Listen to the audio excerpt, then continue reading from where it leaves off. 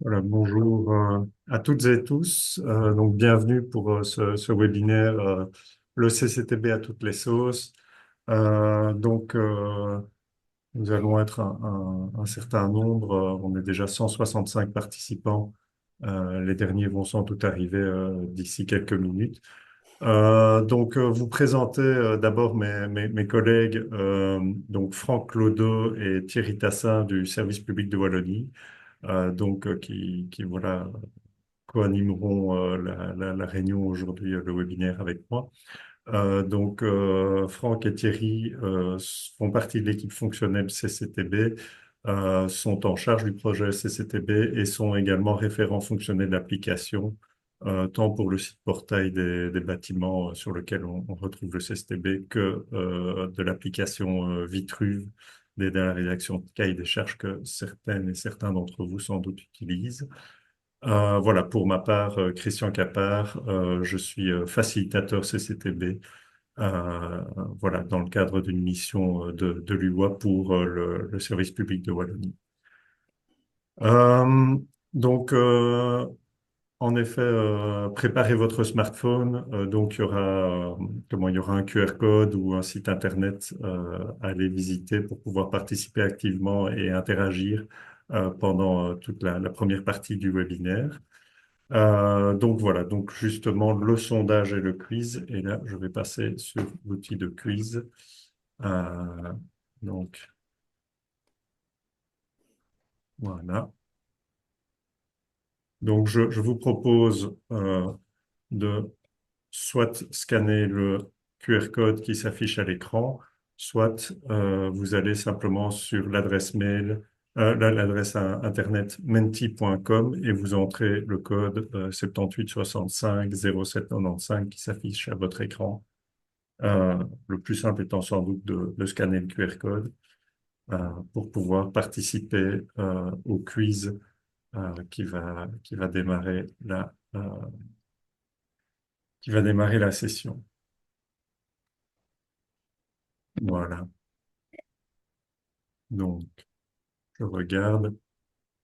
Voilà, il y a plein de monde connecté, c'est super. Euh, on va passer à la première question. Comment décririez-vous votre catégorie professionnelle? Et donc, voilà, auteur de projet, pouvoir adjudicateur, entrepreneur, n'hésitez pas à voilà, participer et on va voir les résultats s'afficher au fur et à mesure que vous répondez. Vous êtes 192 participants. Voilà. Ceux qui se seraient connectés en cours de présentation, vous avez donc un QR code à l'écran ou alors vous allez sur le site menti.com et vous utilisez le code qui se trouve dans la partie supérieure de votre écran pour pouvoir en effet participer activement à ce webinaire. Voilà, donc on voit déjà pas mal d'architectes auteurs de projets, de pouvoirs adjudicateurs également, et puis également voilà des fabricants, des entrepreneurs, voilà pas mal d'autres intervenants à l'acte de bâtir qui sont également présents. Donc pas mal de diversité, ça c'est très chouette aussi. Alors on va passer. Avez-vous déjà utilisé le CCTB? Donc là, techniquement, on va pas avoir une grande diversité de réponses. Ce sera juste intéressant de savoir. euh, voilà. Alors, nous avons déjà utilisé le CSTP parce que William nous y oblige. Ça, c'est vraiment, on va la garder comme perle, je pense, pour les années futures. Euh, OK. 164 réponses. Question suivante. Quel premier mot vous vient quand vous pensez au CCTB? Donc là, c'est aussi un icebreaker. Lâchez-vous, ça fait du bien. Euh, voilà. Merci beaucoup. Naturellement, tout ça sera remonté au niveau du comité de pilotage aussi du projet CCTB pour voir comment pouvoir améliorer aussi l'outil à l'avenir en fonction de vos feedbacks. Voilà, merci. Alors, combien de pages comportaient les clauses administratives de votre dernier cahier spécial des charges, que vous soyez pouvoir adjudicateur, auteur de projet ou entrepreneur? Euh, voilà, ça, c'est intéressant. Donc, je parle bien des clauses administratives, euh, au cas où, en effet, vous êtes concerné.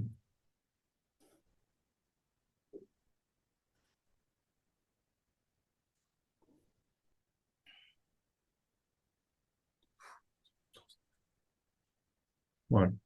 Donc, on voit une grande diversité. Euh, pour certains, on est à 400 pages, ça c'est 350.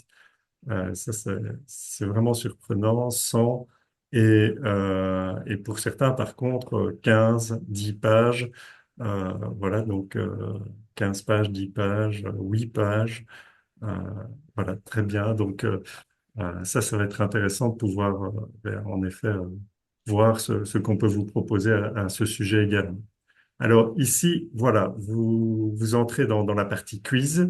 Alors, il faut dire que vous avez vu qu'on avait un logo un peu spécial pour ce webinaire. Et donc, on a fait imprimer des autocollants vintage, le CCTB à toutes les sauces, et les gagnants à ce quiz, les 10 premiers gagnants recevront chacun des deux autocollants par voie postale.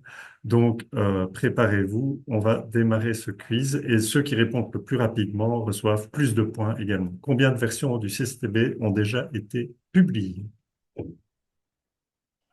Voilà, vous avez 15 secondes pour répondre, voire moins pour ceux qui répondent plus vite. Voilà, c'est assez compliqué. Pardon, ça se trouve, la réponse se trouve ici quelque part dans notre... Voilà. Donc, on a pas mal de personnes qui ont répondu 11, qui était en effet la bonne réponse. Au niveau des résultats, on voit que Helium 3 a été sans doute le plus rapide à répondre, suivi de Carly et Dortman. Question 2, préparez-vous. Donc, quelle structure participe à la rédaction du CCTB? Attention, il y a plusieurs réponses. C'est un QCM. Euh, choisissez quelle est la structure qui participe à la rédaction du CCTB.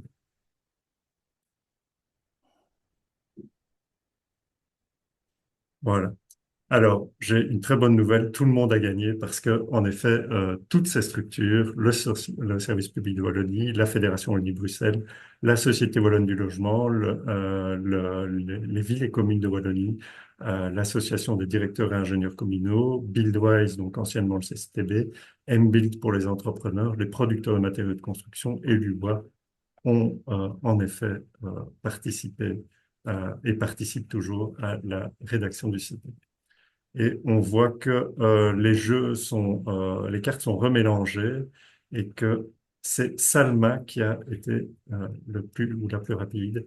Ensuite, Tom et Snuggles a donné des bonnes réponses. Alors, question suivante. En moyenne, combien de marchés publics utilisant le CCTB sont publiés mensuellement sur la plateforme e-procurement? Donc, c'est là où sont publiés tous les marchés publics. Vous avez trois réponses, 100, 150 ou 200 marchés.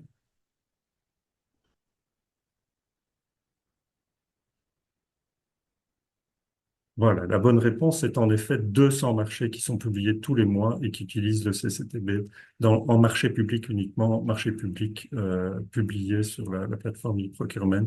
Il y a d'autres marchés publics naturellement de plus faible montant qui n'apparaissent pas sur la plateforme e-procurement et qui utilisent aussi le CCTB, de plus que tous les marchés privés qui en font également usage.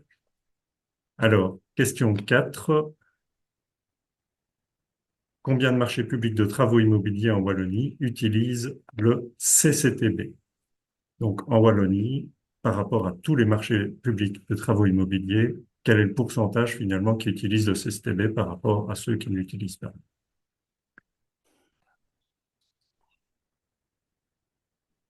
Voilà. Et la réponse est en effet 67%. Donc, il y a deux tiers, deux marchés sur trois marchés publics de travaux immobiliers en Wallonie qui utilisent le CCTB. Un petit topo sur les résultats des participants et on se retrouve à présent avec Zlatan, Nemo et Tiger Baby qui sont en tête du classement. Cinquième question. Combien de marchés publics utilisant le CCTB ne mentionnent pas la version du CCTB utilisée? 25%, 33% ou 50%?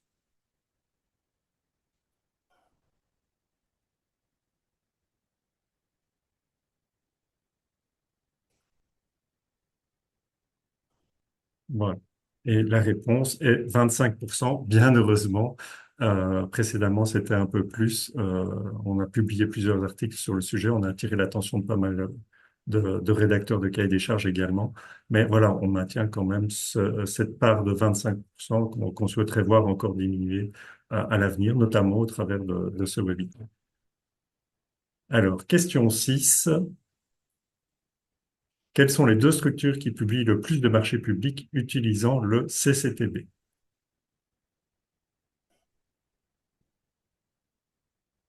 Donc, naturellement, vous ne pouvez choisir qu'une réponse, mais les deux bonnes réponses seront validées.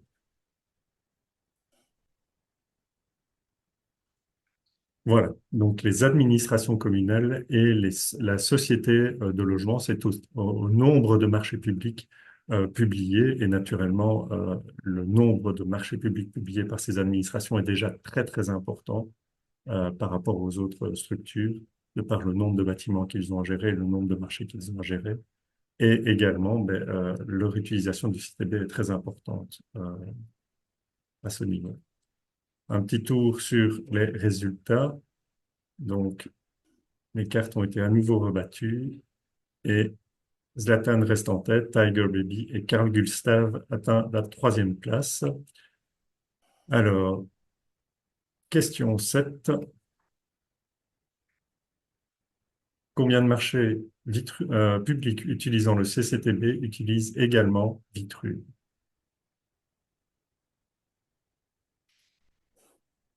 En simple proportion à donner.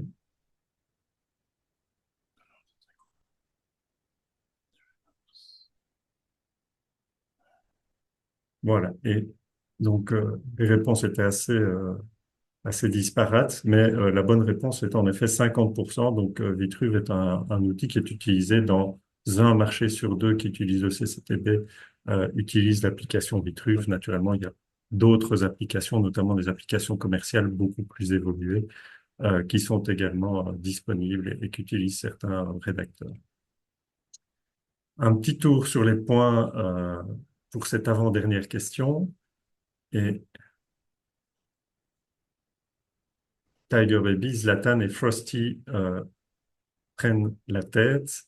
Dernière question qui déterminera nos grands gagnants pour ces autocollants. Combien de fois le modèle de cahier des charges clause administrative a-t-il été téléchargé en 2024, depuis le mois de fin février 2024?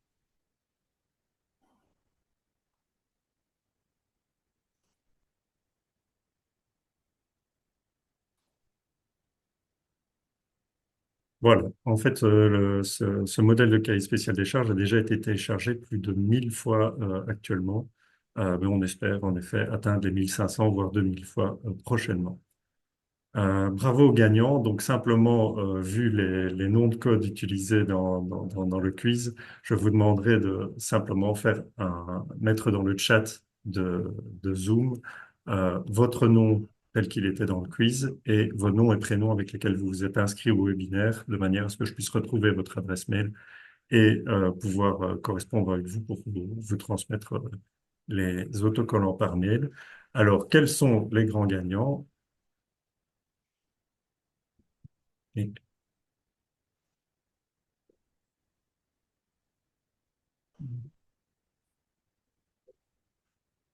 OK. Donc, je vais faire juste une petite prise d'écran. Voilà.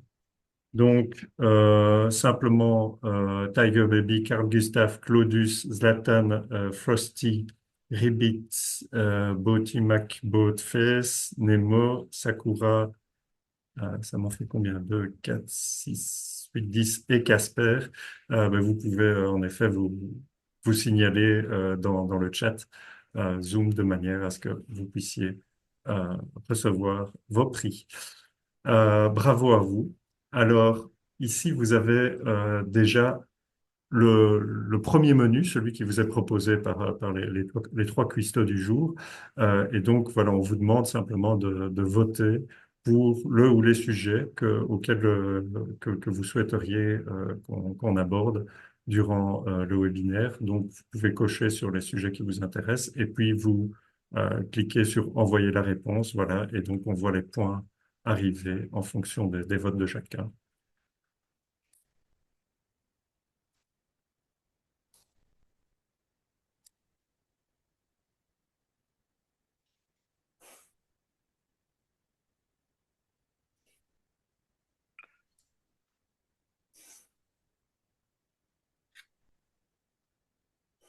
Je vois qu'il y a 50 personnes qui ont voté jusqu'à présent, voilà 60. Vous êtes quand même actuellement 222 en ligne, donc on va vous laisser continuer à voter un petit peu. Une fois qu'on aura une centaine de votants, ce sera déjà pas mal pour voir les grandes tendances. OK, donc on voit que réaliser un cahier des charges simple et savoureux sera dans le premier sujet. Et puis on continuera avec les autres. Je vais prendre également une capture pour récupérer ces sujets. Voilà. OK. Donc merci. Et alors maintenant, ben, le fait de pouvoir aussi vous proposer d'autres sujets, que vous puissiez proposer d'autres sujets que vous souhaiteriez voir au menu de ce webinaire, puisque, comme annoncé, ben, c'est vous qui faites le menu aussi. Et donc, n'hésitez pas à proposer des sujets, à en envoyer si vous en avez. Euh, et, euh, et de cette manière-là, ben, on pourra vous répondre. Euh, je me tourne vers mes collègues Thierry et Franck. Vous avez l'impression que... Ah voilà, oui, je vois que les sujets arrivent.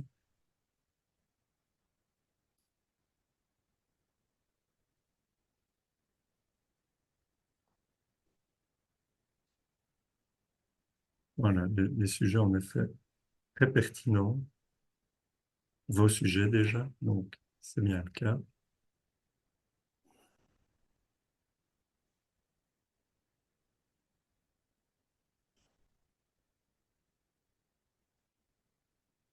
Le sujet de bon appétit, on attendra la fin du webinaire. Voilà, donc je vais vous proposer de grouper les sujets entre eux.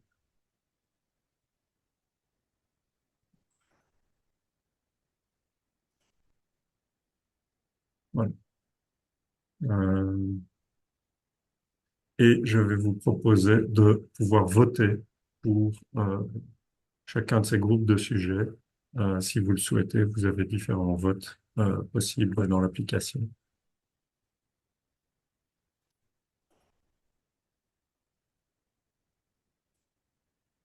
Il y a 53 personnes qui ont voté sur les sujets.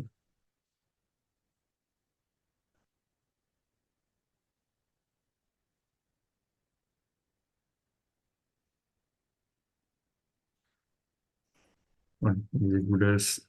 Je vois que les votes commencent à rentrer sur les sujets. Voilà, 12, 13, 14 personnes ont voté.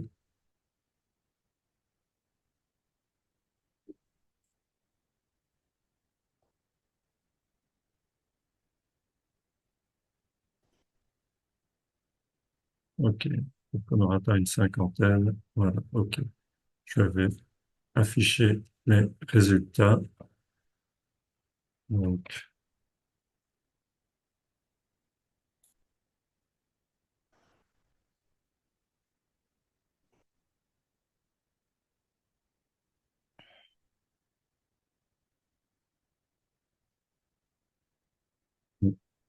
également des messages simplification, accélérer le menu.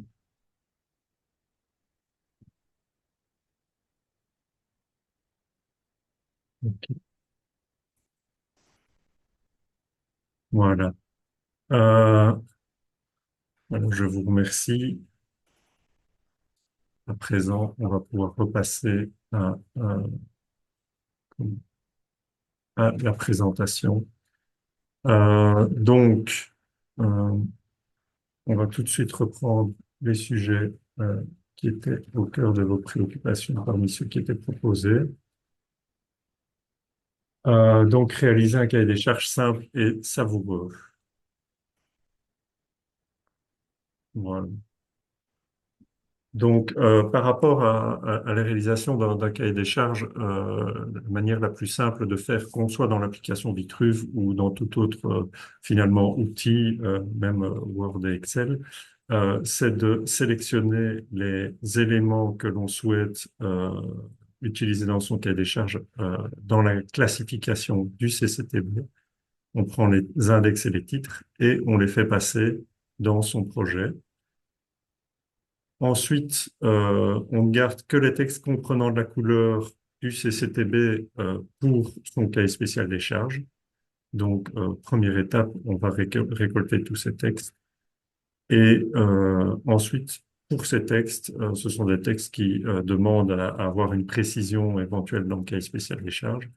Et donc, je vais pouvoir mettre la précision retenue, le choix retenu dans mon cahier spécial des charges. Euh, Lorsqu'il y a plusieurs possibilités qui sont proposées comme ça dans le texte du CTB, attention que dans le silence du cahier spécial des charges, s'il y a un des choix pour lesquels il y a la mention par défaut qui apparaît à côté du choix, c'est cette possibilité par défaut qui sera applicable au marché. Donc, si le cahier spécial des charges ne dit rien, la valeur par défaut proposée par le CCTB sera d'application. S'il n'y a pas de valeur identifiée par défaut et donc il y a plusieurs choix proposés, par exemple par le CCTB, ça veut dire que dans ce cas-là, le choix est laissé libre, totalement libre à l'entrepreneur parmi ces choix proposés. Et attention également que si parmi les choix prévus, il y a le choix trois petites étoiles qui apparaît, là, ça veut dire que toute solution proposée par l'entrepreneur dans le cadre de ce sujet pourra être admise. Donc, attention à laisser le champ totalement libre à l'entrepreneur dans certains cas de figure. Ça peut éventuellement conduire après à des discussions sur chantier, tant pour l'entrepreneur que pour le maître d'ouvrage et l'auteur de projet, hein. Donc, voilà, faites attention à ce sujet-là. Alors, donc voilà, ici, par exemple, on a un exemple où dans la partie supérieure, pour la fondation, l'assise pour les canalisations d'égouttage, il est proposé une assise en terre, en sable stabilisé, valeur par défaut, ou en béton maigre, ou tout autre matériau. Dans le silence du CSC, ce sera le sable stabilisé qui sera d'application pour le marché, qui devra être utilisé. Par contre, au niveau du remblai lui-même, là, l'auteur de projet précise dans son cahier spécial des charges que le remblai, parmi les choix terre ou sable stabilisé, il retient les choix sable ou sable stabilisé. Donc, il n'autorise pas la terre, mais il permet à l'entrepreneur de réaliser soit en sable stabilisé, le remblai de la tranchée d'égouttage. Euh, donc voilà. Également, lorsque vous dérogez au CCTB, ça c'est extrêmement important. Il est important de le mentionner, d'attirer l'attention sur ce sujet pour éviter de nouveau des incompréhensions lors de la lecture. Donc, par exemple, en introduisant la phrase par dérogation au CCTB ou en utilisant les mises en forme qui sont recommandées et qui à un moment avait été proposé même comme imposition, mais finalement, on ne les a gardés que comme recommandation de commencer par déroger comme suit de points à la ligne et après seulement la phrase en question avec un encadré autour. C'est également possible. Alors, ensuite, dernière étape et importante, c'est de passer l'ensemble du cahier des charges en noir sur blanc. Voilà, les couleurs sont des aides à l'utilisation pour la rédaction, pour les rédacteurs du cahier spécial des charges. Par contre, dans le cahier spécial des charges publié en finale, il n'y a pas d'utilité à garder ces points de couleur. Voilà. Donc, alors, sinon, en termes de sujet proposé, le sujet suivant, c'était concocter un cahier spécial des charges administratives en moins de 10 pages. Donc, en effet, on va revenir euh, sur ce sujet. Donc voilà, on l'a vu des cahiers des charges administratifs où vous êtes à 8 pages pour certains, 400 pour d'autres, donc une très très grande disparité. Donc pour ce faire, ben, il y a un modèle de cahier spécial des charges qui a été mis à disposition en plus du CCTB avec un guide d'utilisation pour pouvoir permettre comment de pouvoir faciliter la rédaction d'un cahier spécial des charges et d'atteindre des cahiers spéciaux des charges administratifs qui font moins de 10 pages.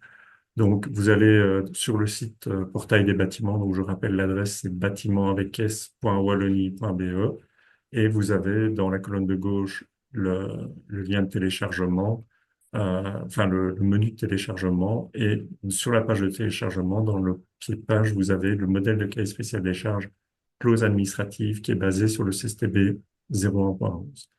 Et vous pouvez donc télécharger ce modèle. C'est un fichier zip dans lequel, voilà, modèle qui a été téléchargé plus de 1000 fois, comme on l'a vu tout à l'heure. Alors, dans ce package zip, vous allez retrouver euh, le modèle de cahier spécial des charges clauses administratives proprement dit, qui existe sous deux formats. Un format en extension CDCX pour Vitruve et un format euh, une version en format Word, donc avec une extension DocX. Vous retrouvez également le guide utilisateur de ce modèle de cahier des charges et également un exemple de cahier spécial des charges administratives qui a été rédigé sur base de ce modèle et où on arrive en effet à 8 pages de texte uniquement. Alors, l'avantage de passer par ce modèle, le premier avantage, c'est ce qui est indiqué sur la partie gauche du slide, c'est d'abord le fait que le tome A du CCTB, les clauses administratives font 77 pages. Dans le modèle de cahier spécial des charges, on n'a repris que ce qui nécessite précision, complément dans le cahier spécial des charges du marché. Et donc, on en revient déjà à un document de base duquel on va partir qui ne fait plus que 18 pages. Donc, beaucoup moins lourd à gérer pour chaque nouveau marché que l'on devrait rédiger. À partir de là, ben, le modèle, lorsqu'on l'ouvre, on retrouve voilà, le texte tel qu'il pourrait apparaître dans le cahier spécial des charges avec toutes des sections d'aide, soit dans la marge quand on est dans le fichier Word, soit dans la section, dans la rubrique aide quand on est dans Vitruve, avec des informations d'aide à l'utilisateur. Vous retrouvez également du texte en jaune, surligné en jaune dans le texte. Ça, ce sont des instructions également sur le fait de devoir mettre un paragraphe ou l'autre, par exemple, et donc vous allez avoir un ou qui va être surligné en jaune dans le texte. Donc, ce sont des instructions pour le rédacteur qui doivent être supprimées avant d'être transmises aux entreprises et d'être publiées. Alors, comment faire? Il y a une recette pas à pas dans le guide d'utilisateur qui fait 5 pages, donc extrêmement léger à ce niveau-là et qui est vraiment détaillé, 1, 2, 3, 4 jusqu'à l'étape 7 et vous avez votre cahier des charges qui est finalisé pour les clauses administratives. L'avantage, le résultat, ben, c'est que vous obtenez une page de garde, 2 pages, donc ça c'est l'exemple de cahier des charges que vous retrouvez également dans le package. Vous obtenez donc une page de garde, 2 pages de table des matières et il reste donc 8 pages de clauses administratives qui ne reprennent que les spécificités de votre marché à ce niveau-là et pas tout ce qui est les règles de l'art qui sont reprises dans le CSTB et qui sont applicables au marché par le simple fait de l'introduction de ce titre à 1.1, champ contractuel, avec son texte en en-tête finalement de votre cahier spécial des charges administratives. Donc voilà pour cette partie. Je me tourne peut-être vers Franck et Thierry. Est-ce qu'il y a des questions ou des remarques qui sont apparues dans le chat sur ces deux sujets qu'on a abordés jusqu'à présent?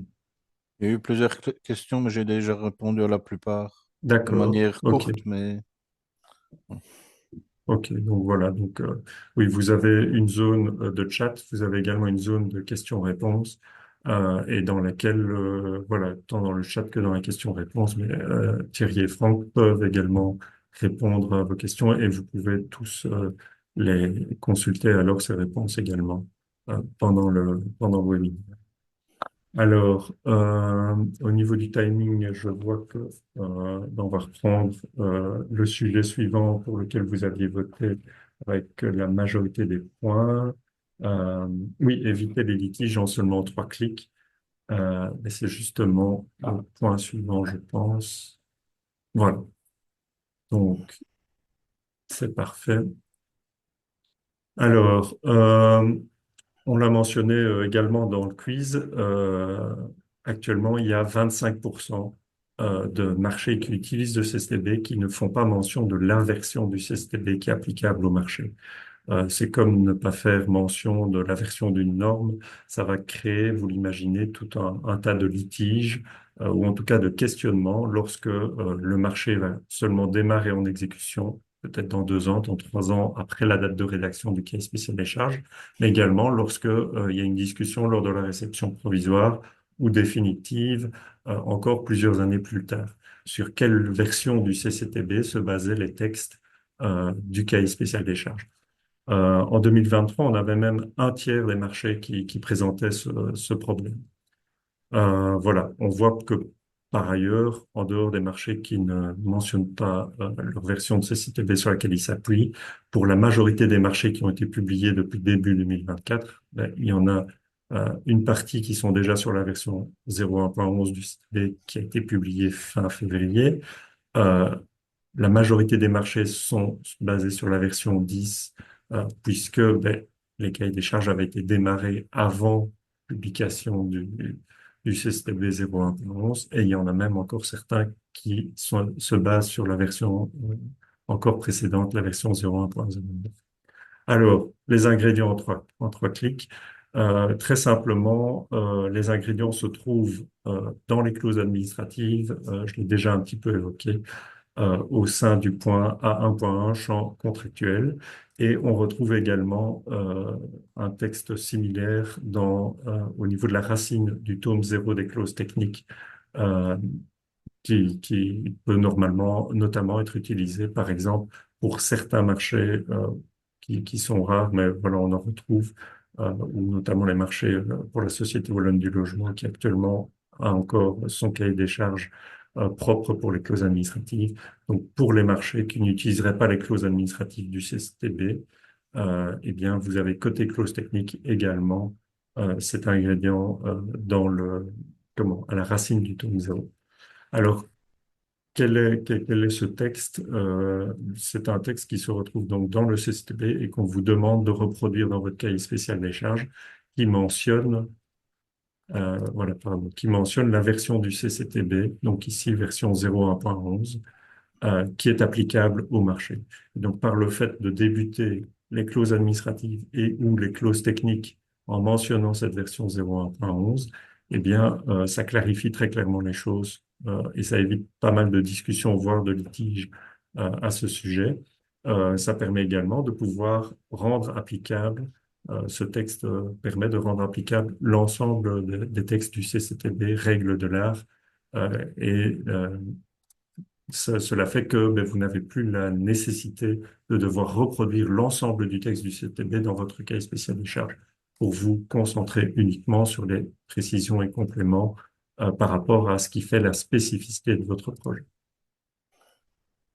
Donc, voilà, soit vous utilisez les clauses administratives, vous recopiez le texte du A1.1 dans votre cahier spécial des charges, ou alors, situation déconseillée mais qu'on peut malgré tout rencontrer, vous utilisez uniquement les clauses techniques. Alors, vous avez deux possibilités. Soit vous prenez le texte du 1.1 et vous le mettez sous le titre Réglementation applicable et documents de référence dans vos clauses administratives, ou alors vous recopiez le texte de la racine du tome 0 dans votre CSC, clause technique. Donc, en 3 clics, vous sélectionnez le texte, vous le copiez, vous le collez et l'affaire est faite. Donc, c'est assez simple et ça permet d'éviter toutes ces situations euh, qui peuvent générer des discussions au minimum, voire des litiges dans certains cas. Euh, voilà, je regarde au niveau du timing. Je vais peut-être passer sur certaines des questions que vous avez relevées tout à l'heure. Donc, le sujet qui avait le plus de... Alors, oui, il y a le sujet Vitruve. Donc, pour Vitruve, simplement, il y aura vraisemblablement un webinaire spécifique sur Vitruve. Ici, le webinaire souhaitait s'orienter vraiment sur le sujet du CCTB et de son usage pour ne pas mélanger. euh, et aussi parce que, ben voilà, il y a peut-être des personnes présentes qui ne sont pas spécialement intéressées par l'application Vitruve. Donc, il y aura un webinaire spécifique et tous les sujets que vous avez proposés, naturellement, on va pouvoir les aborder à cette occasion. Alors, les questions de mise à jour, euh, voilà, je vois pas mal de questions, donc, coordination des lots, mise à jour plus rapide, certains chapitres sont encore trop vides. Euh, Passage d'une ancienne à une nouvelle version au démarrage d'un projet, ça j'imagine que c'est plus en lien avec l'application Bitruy. La question de version en néerlandais, le lien avec 3P, la circularité, irrégularité, oui, ça c'est plus spécifique. Les irrégularités non substantielles, ça, voilà, je proposerais plutôt de pouvoir proposer ce sujet au niveau de nos collègues juristes qui pourraient revenir avec, par exemple, un article sur le sujet. Euh, voilà, ce n'étant pas comment notre profession de base, ni à Thierry ni à Franck ni moi-même. Euh, et alors, en effet, avoir des clauses d'exécution pour diminuer les risques à l'exécution. OK. Euh, alors, tout ce qui est référence inutile, là, voilà, je ne sais pas si ce n'est pas un peu lié avec un des sujets qu'on a déjà dans le webinaire. Et donc ça, je peux vous proposer. On l'a vu déjà, en fait, euh, tout ce qui est texte qui vient du CCTB et qui est recopié dans les cahiers spéciaux des charges, naturellement, s'il est recopié dans son intégralité, mais ça alourdit très fortement les cahiers spéciaux des charges. Donc à ce niveau-là, euh, il y avait un sujet, euh, voilà, l'art de nettoyer les prescriptions de ses racines avant de la servir. Donc, voilà, côté droit, un cahier spécial des charges, un extrait de cahier spécial des charges que j'ai téléchargé sur la plateforme des marchés publics. Et on retrouve mot à mot ce qui est écrit dans le CCTB. Donc la règle de l'art, la manière dont on doit planter un clou finalement, est redécrite et recopiée dans le cahier spécial des charges. Donc, naturellement, ça fait des cahiers spéciaux des charges qui sont très lourds c'est pas spécialement très facile d'utilisation, tant pour les entrepreneurs que même pour l'auteur de projet ou le collaborateur auteur de projet qui va suivre le chantier. Même chose pour le maître de l'ouvrage qui doit s'y retrouver dans ces cahiers spéciaux des charges. Euh, Si on fait un nettoyage, ben on voit que cette prescription euh, qui était dans le cahier des charges d'origine que j'ai téléchargé, si on ne reprend que les spécificités du projet et que tout ce qui est déjà en noir dans le CSTB, qui est donc une règle générale, n'est pas repris dans le cahier spécial des charges, dans ce cas-là, le cahier spécial des charges passe de 4 pages et demie à 1 page. Donc, on a un réel taux d'efficacité à ce niveau-là dans la maniabilité du document, ce qui n'empêche pas de pouvoir toujours consulter le texte complet du CCTB quand il y a une hésitation, une question ou une discussion par rapport à soit un matériau, soit sa mise en œuvre ou une norme à laquelle il serait fait référence dans le CCTB. Il est important également, malgré tout, de garder les titres et index des éléments de généralité pour lesquels il n'y aurait aucune précision, aucun complément que vous auriez à faire, de manière à rendre applicable le contenu CCTB à votre marché, même si vous ne reproduisez pas l'intégralité du texte dans votre cas spécial des charges. Alors, voilà, ben ça permet d'avoir des cas spéciaux des charges qui sont bien plus légers. C'est la même chose côté clauses administratives. C'est ce qui nous permet d'avoir des clauses administratives qui se réduisent à 8 pages. Voilà. Et donc, côté clauses techniques, on a la même démarche également qui peut être mise en place. Alors, je reviens au niveau des sujets. Le suivi du chantier via les tableaux récapitulatifs et détaillés.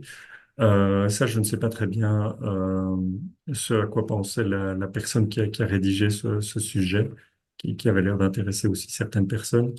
Mais donc, par rapport à cela, peut-être vous pouvez comment compléter ou expliquer votre pensée au niveau du chat, et alors on pourra le consulter. Voilà, par rapport aux questions des mises à jour et des évolutions des textes dans le CSTB. Donc voilà, les mises à jour se font annuellement au niveau du CCTB. Euh, voilà, le comité de pilotage a étudié la question de cette récurrence, puisque je vois la question de mise à jour plus rapide. Il est certain qu'à chaque fois qu'il y a une nouvelle version de CCTB, et ça demande malgré tout de se mettre à la page, de découvrir les modifications qui ont été opérées. Et donc, si on avait des mises à jour plus rapides, par exemple tous les trimestres, voire tous les mois, ce serait totalement ingérable pour les utilisateurs. Donc à ce niveau-là, l'option a été prise de faire des mises à jour annuelles de la même manière que c'est fait par exemple pour le cahier des charges type Caliroute, où la mise à jour des textes n'est faite qu'une fois par an. Au niveau des textes, chaque année, il y a de nombreux textes qui sont rajoutés en plus des textes qui sont mis à jour dans le CCTB. Encore cette année, on a 150 textes qui vont être rajoutés ici en janvier 2025 dans la nouvelle version. Voilà, l'objectif étant en effet de pouvoir combler les endroits où il n'y a que les titres et où le descriptif des travaux réalisés n'est pas encore réalisé dans le CSTB, en tout cas pour les travaux qui sont les plus usités. Euh, voilà, l'arborescence étant extrêmement large, il y a certains travaux très spécifiques pour lesquels il n'y aura sans doute pas de prescription rapidement. Donc voilà, je ne sais pas, Franck, si tu confirmes, on est bien à 100 ou 150 éléments neufs qui vont être ajoutés ici pour cette version. Il y a dans le marché Bullwise, il y en a un peu plus de 100. Moi, j'en ai, et on a corrigé les éléments des installations voltaïques, où il y a, je Oui. pense, une dizaine d'éléments. Et moi, j'ai complété quelques éléments aussi dans les taules Mhm. 6 et 7, donc Oui, oui, effectivement, il y a eu pas on mal doit de être en monde 120 et qui a 150. collaboré aussi. OK. 120 et 150 éléments à ce niveau-là. Voilà, je vais revenir sur sur les, les sujets qui vous avaient été proposés, puisque je vois que vous aviez encore pas mal de sujets, si j'arrive à récupérer. Voilà. Euh, dans les sujets qui vous avaient été proposés, voilà, il y avait encore 49 personnes qui avaient voté. Oui, ben, présenter les prescriptions sans présenter l'ensemble du CSTB, donc ça, c'est le sujet qu'on vient de voir. Et alors, oui, la question de la mise en forme des contenus. Donc, voilà, ce sujet, la mise en forme des textes pour un rendu impeccable. À ce niveau-là, ben voilà également un exemple de cahier spécial des charges. J'ai juste supprimé les noms de localisation pour ne pas identifier le projet concerné. Mais voilà un exemple de cahier spécial des charges, un extrait en tout cas, qui s'est retrouvé sur la plateforme marché public. Donc, où on voit des textes avec des couleurs, mais également avec des surlignements et alors plus interpellant encore, le fait que pour certains choix, les choix soient simplement barrés dans le texte et donc soient laissés, ce qui alourdit très fort le texte et en plus peut poser, enfin peut amener de la confusion pour le lecteur qui lit sable stabilisé, mais c'est barré. Donc, on ne doit pas utiliser de sable stabilisé. Donc voilà, il est pas recommandé spécialement de procéder comme cela. Au niveau de la mise en forme, donc pour rappel, les couleurs qui sont dans le CSTB sont des aides à l'auteur de projet pour identifier les prescriptions à réaliser dans les cahiers des charges. C'est pas spécialement des choses à publier. Euh, on supprime les choix qu'on ne retient pas plutôt que de les barrer ou de les biffer dans le document qu'on va publier. Et alors, très important, après rédaction du cahier spécial des charges, tous les textes sont passés en noir. Donc, pour rappel, au niveau des raccourcis clavier, vous êtes dans votre fichier Word qui est sorti en finale. Vous faites CTRL et la lettre A. Vous allez sectionner tout le texte de votre cahier spécial des charges. Et au niveau de la couleur de police, vous utilisez la couleur automatique ou la couleur noire en fonction de la version de traitement de texte que vous avez. Et tout votre texte va passer automatiquement en noir. Cela vous permet d'avoir un cahier des charges qui ressemblerait alors plutôt dans l'exemple cité à ceci. Donc voilà, le sujet suivant concernait les références.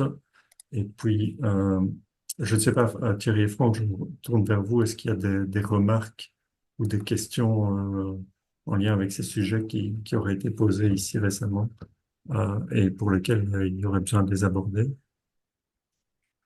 J'ai déjà essayé de répondre Oui, à certaines questions. ok. Donc, j'ai répondu à la plupart, ouais, de Mhm. manière assez courte, mais Oui, d'accord, ok. Alors, il y a encore, voilà, il y avait encore une trentaine de votes sur le sujet des références. Donc, je vais vous proposer d'aborder cette thématique-là. Euh, alors, les références simplissimes. Donc voilà, au niveau des références, on retrouve parfois dans les cahiers des charges des références variables. Donc par exemple, le texte il dit selon la NBN D50001, dernière version ou selon les règles de l'art. Ça, c'est encore plus opaque quand il y a un moment une discussion sur le fait que le travail n'est pas réalisé comme on le souhaitait. Euh, qui définit les règles de l'art et comment est-ce que on s'accorde sur la règle de l'art à appliquer dans le cadre de ce marché, si on n'a pas été plus précis que ça dans le cahier spécial des charges. Voilà, des références variables. Si on demande de répondre à la norme dernière version, oui, mais dernière version au moment de la réalisation des travaux, au moment de la publication du marché, au moment de la rédaction du cahier spécial des charges. Et en plus, si c'est au moment de la réalisation des travaux, ça veut dire que finalement, l'entrepreneur a remis prix pour un travail dont il ne connaît pas la teneur, puisque la norme peut évoluer et donc impliquer plus de contraintes pour l'entrepreneur et donc des travaux plus coûteux pour lui, mais qui ne pourraient pas répercuter sur le maître d'ouvrage si le maître d'ouvrage dit non, non, la dernière version, c'est la version actuelle au jour d'aujourd'hui, ce serait un peu problématique. Donc, pour ce faire, dans le CSTB, on repart, on fait référence aux normes telles qu'elles sont reprises dans le catalogue des documents de référence. Donc, avec une mise entre crochets du titre du code court de la norme tel qu'il est repris dans le catalogue des documents de référence. Et on va voir pour chacun de ces documents, l'arrêté royal, la norme belge et la note d'information technique de Buildwise, la manière dont, quelle est la version du document à utiliser. Alors, quand on a affaire à une référence réglementaire, donc que ce soit une référence réglementaire belge, mais également européenne ou autre, ou régionale, eh bien, la manière de faire pour cet exemple, par exemple, l'arrêté royal du 7 juillet 1994, ce sont les normes de base en matière de prévention contre l'incendie et l'explosion. Et dans ce cas-là, c'est y compris tous les textes modificatifs ultérieurs jusqu'à la date de soumission. Donc, lorsque l'entrepreneur remet offre, il connaît il connaît finalement le cadre dans lequel il doit remettre offre par rapport à cette réglementation. Donc ça, c'est expliqué si vous voulez faire référence ou s'il y a une discussion à un moment, la référence, l'endroit où c'est expliqué dans le CSTB, c'est au niveau du point 00.3. Il y a un point sur justement la mise à jour des textes normatifs et réglementaires. Et donc les textes réglementaires, en ce compris les modifications publiées au Moniteur belge ou au journal officiel de l'Union européenne à la date de publication de l'avis de marché, sont applicables au marché auquel il charge. Alors, pour ce qui concerne les normes, donc prenons par exemple la NBN-EN 1999-1.3, donc qui est l'Eurocode 1. Dans ce cas-là, c'est y compris tous les textes modificatifs ultérieurs jusqu'à, et là, ben voilà, on se réfère également à ce point 00.3. Et donc la version de la norme applicable au marché est celle répertoriée au catalogue des documents de référence, en ce compris les addendum corrigendum, donc les corrigenda tels qu'ils sont publiés au moins 3 mois avant la date de publication de l'avis de marché, et également les annexes belges à cette norme et les addenda qui sont listés dans le catalogue des documents de référence et ou en regard de la norme concernée dans ce même catalogue des documents de référence. Alors, par exemple, ben donc pour cet Eurocode 1, si on va voir dans le catalogue des documents de référence, on a bien la première ligne avec le catalogue avec l'Eurocode de 2003, avec, il fait mention de l'addendum corrigendum, du corrigendum de 2009 et également de l'addendum de 2015. Et on retrouve également l'annexe belge à la suite de cet Eurocode 1, l'annexe belge à cet Eurocode 1 se retrouve également dans le CDR. Donc, tous ces documents font partie intégrante de cette référence NBN-EN 1999-1.3, telle qu'on la retrouve dans le CSTB. Et ça, c'est le cas pour tous les documents normatifs. Et alors, d'autres références, donc des textes publiés par d'autres auteurs, notamment Buildwise, tout ce qui est notes d'information technique, PTV, donc les prescriptions techniques, notamment dans le cadre du BENOR, les STS, spécifications techniques unifiées. Dans ce cas-là, si on prend l'exemple pour la unité de 143, par exemple, qui est la unité bardage bois, c'est y compris, donc c'est la version telle qu'elle est répertoriée au catalogue des documents de référence avec la date reprise dans ce catalogue des documents de référence, en ce compris les corrigenda et errata qui auraient été publiés au moins 3 mois également avant la date de publication de l'avis de marché. Voilà. Voilà ce qui conclut cette présentation. Alors voilà, il y a d'autres sujets qui ont été proposés. On a fait en fonction, je vais dire, du menu qui vous était proposé et des choix que vous avez opérés, en tout cas pour la majorité. On essaiera de rédiger des articles, de pouvoir éventuellement proposer des compléments et en tout cas de publier également les slides de toute la présentation pour que vous puissiez avoir accès également aux sujets qui n'auraient pas été abordés. Euh, En conclusion, voilà, d'abord peut-être Thierry et Franck, est-ce qu'il y a des points à relever dans les questions-réponses ou dans le chat avant de passer à la clôture?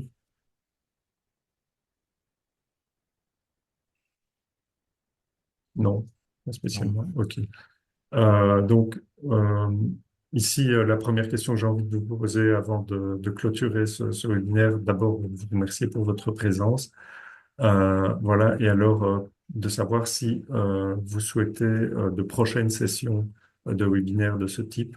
Dans ce cas-là, n'hésitez pas à le mentionner dans le chat. Et si oui, ben, quel sujet vous voir aborder? On en a déjà récolté certains via le quiz tout à l'heure. Voilà, donc n'hésitez pas à compléter. Euh, voilà, les gagnants, les dix premiers gagnants du quiz tout à l'heure, n'hésitez pas également à vous manifester, soit via le chat ou également par mail, si vous le souhaitez, euh, auprès de l'adresse mail qui vous avait été communiquée, donc infocct@uwa.be, pour pouvoir recevoir comment, vos, vos autocollants CCTB à toutes les sources. Alors,